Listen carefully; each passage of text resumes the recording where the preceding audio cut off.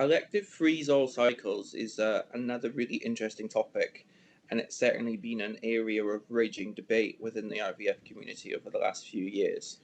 So instead of having a fresh embryo transfer, you opt to freeze all of the embryos, usually at the blastocyst stage, which is going to be day 5, day 6, and not have a fresh transfer. You then recover from your fresh transfer and have your frozen embryo transfer a month to 2 or 3 later. And the theory behind it is that the high estrogen levels that are produced during a fresh cycle, they can affect the regulation of over 200 genes in your endometrium. So, and that altered gene expression can then affect the implantation. And also, you've had the trauma of an egg collection. It's you've been through a minor surgery, so it's not always the safest time to do a fresh transfer, and you should have a frozen transfer.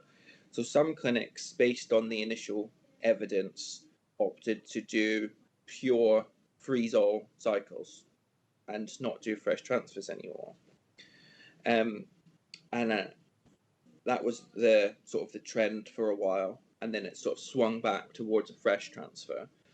The interesting point is that with there was a big data publication a couple of years ago by all of the cycles registered in America, which I think was about 84,000 cycles, and they found that the freeze-all approach only benefited high responders. So if they had more than 15 eggs collected, those high estrogen levels did affect the endometrium, and also it wasn't safe for those patients to have embryo transfer, because what happens is if you're at risk of hyperstimulation, you may not get it with because of the IVF drugs, but then if you get pregnant and you're on that borderline, the pregnancy then kicks out the same hormones that you would and tips you into what's called secondary hyperstimulation, and then you can get quite sick, and you're at risk of the pregnancy complications because you can't be treated as effectively as you would be if you weren't pregnant.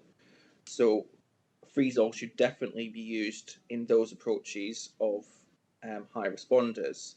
The other interesting aspect of the freeze-all is data which we've recently published, which looks at applying freeze-all to specific groups, and in that group is slow-growing blastocysts. So if you culture your embryos to day 5 and you don't have any what we call fully expanded blastocysts, what we can do is, what would normally happen is you would still have the best 1 or 2 embryos back.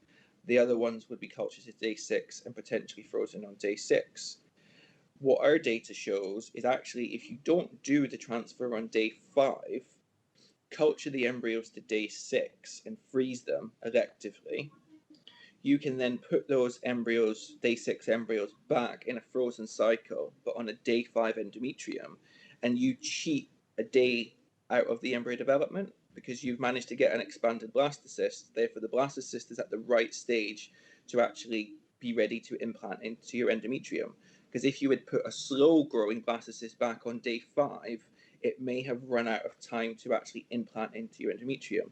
So by doing this applied freeze-all approach, you benefit the embryos an extra day. And actually, we saw that in some cases, for good quality blastocysts frozen on day 6, that actually doubled your chances of implantation. And even those poorer quality embryos, as long as they made an expanded blastocyst, they still had a significantly improved chance of pregnancy by putting it back on day 5, assuming they survived the freezing procedure, which is normally 97-98%.